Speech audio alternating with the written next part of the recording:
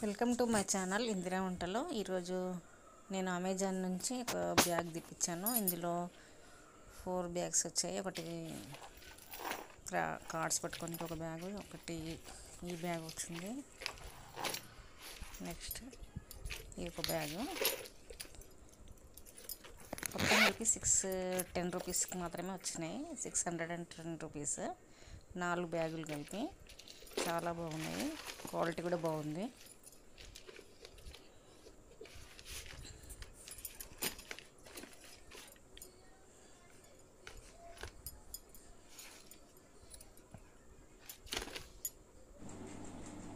అలాగే ఈరోజు ఈవినింగ్ స్నాక్స్గా ఏం చేయాలనుకుని లాస్ట్కి బియ్యం పిండి ఉంటే మురుకులు చేశాను. చాలా టేస్టీగా వస్తాయి. బియ్యం పిండిలో కొద్దిగా మినపప్పు వేసి గిన్నెకి పట్టించాను. అవి మురుకులుగా చేసుకుంటే చాలా బాగుంటాయి. ఈవినింగ్ స్నాక్స్ కోసం ఇవి చేశాను నేను ఈరోజు. ఒక గ్లాసు బియ్యం పిండి, మినపప్పు కలిపిన బియ్యం పిండి, కొద్దిగా ఒక స్పూన్ వామ, ఒక స్పూన్ మిరప్పొడి,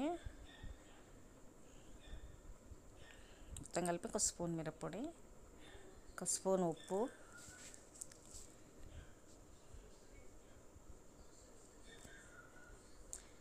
నువ్వులు. బియ్యంలో మినపప్పు వేసి గిన్నెకి పట్టించి పెట్టుకుంటే ఎప్పుడైనా ఈవినింగ్ స్నాక్స్కు ఇలా చేసుకోవడానికి వీలుగా ఉంటుంది.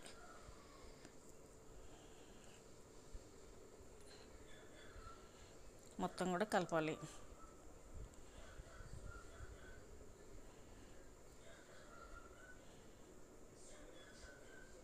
సాల్ట్ ఎక్కువ తినే వల్ల ఎక్కువ వేసుకున్నా కూడా బాగానే ఉంటుంది. ఒక స్పూన్ అయితే సరిపోతుంది దీనికి.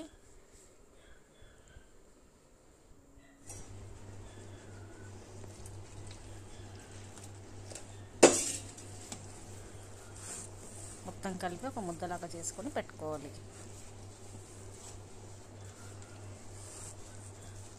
ఇది పిల్లలకు కానీ పెద్దలకు కానీ బాగానే ఉంటుంది. శనగపప్పు వేసాడంటే కాబట్టి అందరు కూడా తినొచ్చు.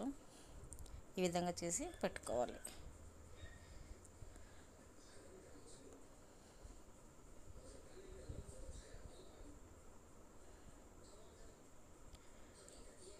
ఇంట్లో రెడీగా పిండి ఉంటే ఎప్పుడంటే అప్పుడు చేసుకోవడానికి వీలుగా ఉంటుంది.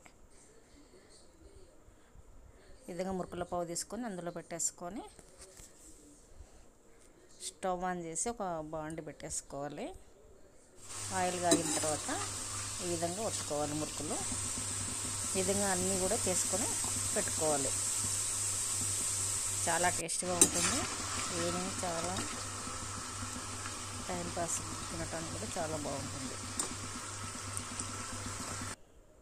చూడండి, మొత్తం పిండి ఎన్ని మురుకులు అయినాయి.